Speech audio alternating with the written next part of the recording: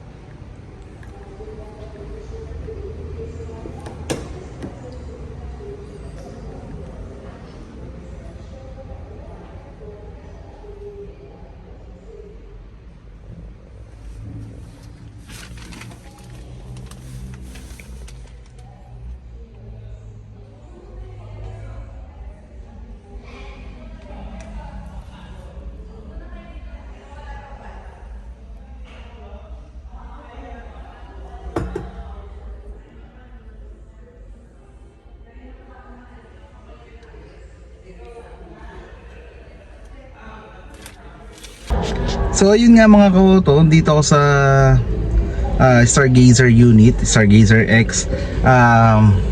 Sasabihin ko lang yung mga nalalaman ko dito. Then kung may nakalimutan ako, syempre automatic i-comment nyo below. Tapos pag-uusapan ulit natin. So let's go. So ayun nga, syempre dahil bago to, hindi ko naman to kabisado lahat. Dahil yung kabisado natin ay yung luma. Pero syempre, konti lang yung difference niyan. So tara, simulan natin sa gulong. Let's go. So ito yung bagong mags niya. Ang ganda, no? Parang Santa Fe na siya. Ang sukat ng gulong nito is 205/50 R17.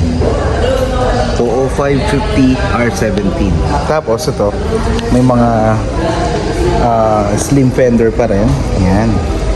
Then yung ilaw niya, LED na. Daytime running light. Ito, daytime running light. Then ito yung bagong mukha niya. Ayun. May dalawang sensor sa harap. Ito. So yan.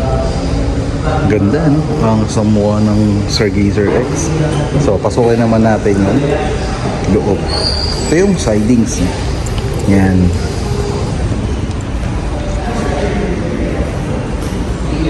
So smart entry na rin kahit sa passenger seat, passenger side. So yun. Yung legroom niya, ito, maluwag pa rin talaga ito mga ka-auto. Ito, oh. Tapos yung room height, ito, 1, 2, 3, 4, 5. O, diba? Ito yung room height niya. Tapos sa airbags, ang kagandahan nito mga ka-auto, 6 airbags na to. Isa sa passenger, isa sa driver, dalawa sa curtain, at dalawa sa side. So total of 6 airbags. So puntahan naman natin yung second row. Yun. Oh, ito plastic to, sir. Ayan, plastic yan. So tara, sa likod tayo. Yung material na ginamit dito, leather. Yan. Tapos meron pa rin tayo dito ang lagayan ng laptop. Yan. Maximum of 3.5 kilos. Then, ito, nabago na rin to yung loob. Naging black yung ceiling niya. Tapos, ito yung knob para sa aircon, air vent. Yan, room lamp. So, ito yung leg room. Isang dangkal din dito sa second row. Then yung room height, ito. Ayan. O, di ba? May nakalimutan tayo yung makina. Teka, balikan muna natin yung makina bago tayo pumunta sa third row. Ay, hindi. Puntahan na natin yung third row bago tayo pumunta sa makina. So, let's go. Yung pagpunta sa likod, ito, one touch tumble pa din. Yan. Then, puntahan natin yung tapos, islant natin ito. Yan. So, yun. O, ito yung leg room. May ganito pa. Maluwang talaga to eh. O, tapos ito naman yung room height. O, di ba? Tatlo pwede dito sa loob. Medyo payat. Pero pag mga kasing laki ko, dalawa pwede na. Meron din ditong charger, car charger ito. Yan. 12 volts. Tapos lagayan ng water bottle dito. And yung armrest syempre. Sa kabila, walang car charger. Pero may water bottle. Ayun.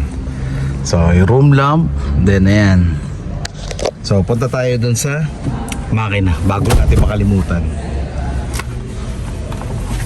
Yeah.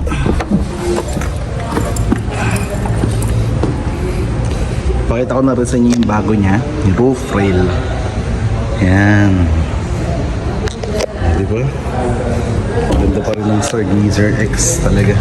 So ito yung spoiler niya, integrated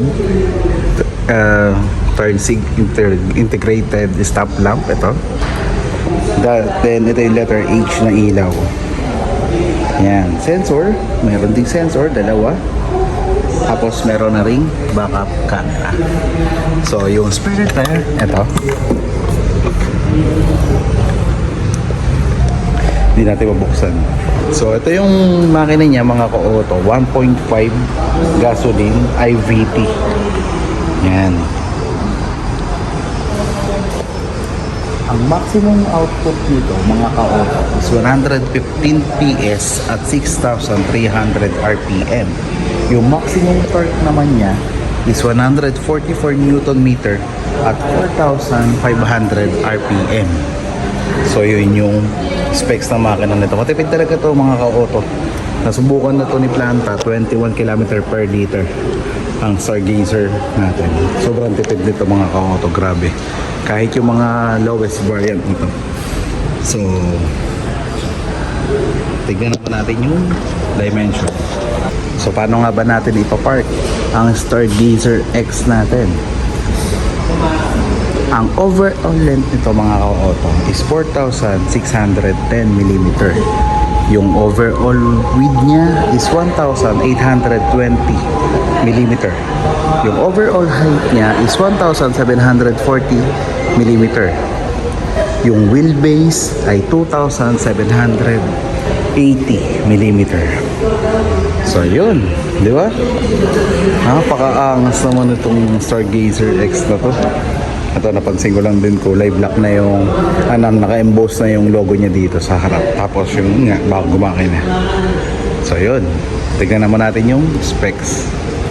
So pasukan naman natin yung driver's side. Ito, smart entry na rin. Tapos pagpasok natin dito, meron tayong buttons para sa foldable side mirror. Lock and unlock ng bintana. Tapos, ayan, ito. Tapos ito, paggalaw sa side mirror. Then yung manibela, ito. Yan, tilt up and down na to mga ka-auto. Yan, saka telescopic na. Oh, kahit isang kamay, kayang-kaya to. Tilt up and down. O ngayon, telescopic. Pag telescopic, kailangan dalawang kamay. Ayun, isang kamay. Yan. Tilt up and down. Tapos, ito naman, yung sa buttons para sa mode, volume, yan. Pagsagot ng tawag, ito. Tapos ito sa instrument cluster. Yan, may cruise control na to mga ka-auto Ito. Yan. Tapos, ang kagandahan dito, bago rin yung pinag-isa na niya yung instrument cluster saka yung head unit. Parang, I think, katulad ng Santa Fe. Yan. So, ito, aircon. Ito yung up and down, then push start. Yan. Tapos, meron na tayong wireless charger. Tapos, yung car charger, USB, Type-C, saka yung wireless meron na. Ito, push start lang para i-on yan lahat. So, meron na tayong electronic parking brake with auto hold. Ayan. Diba? Sulit na sulit ang Stargazer. Ang presyo nito mga ka-auto, base sa dating presyo niya, yung dating presyo is 1,348,000. Dito magdagdag ka lang ng 30,000, 1,378,000. Bagong X na yung makukuha mo. Diba? May drive mode sa traction control. Then ito yung ano niya, cambio niya, park, reverse, neutral, drive, shift plus, shift minus. Tapos meron tayo ditong center console. Yan. Tapos ito, low box. Ito lagayan ng kung ano-ano. Yan. Then vanity mirror sa sun visor, room lamp, ito. Tapos sa driver walang vanity mirror. So yun. So yun mga ka-auto, nasabi ko na sa inyo yung dimension, yung makina, yung bagong head unit ng Stargazer X, yung presyo. Punta naman tayo sa safety. Siyempre yung safety nito, meron yung front collision, blind spot monitoring, yung rear cross traffic alert, tapos marami pang ibang safety camera, airbag, 6 airbags, tapos backup sensor, front and back sensor. So yun, marami pang iba, i-discuss natin sa mga susunod na araw. So mga ka-auto, hanggang dito na lamang. Sana nag-enjoy kayo sa pagpanood nitong video na to. Subscribe nyo rin po yung channel namin kung bago pa lang po kayo sa channel namin at di pa kayo nakapag-subscribe, mag-subscribe na po kayo. Hanggang dito na lamang mga ka-auto, mag-iingat po tayong lahat. Medyo maulan po sa ngayong araw dahil sa bagyong Tino. So hanggang dito na lamang. God bless po sa ating lahat. Bye!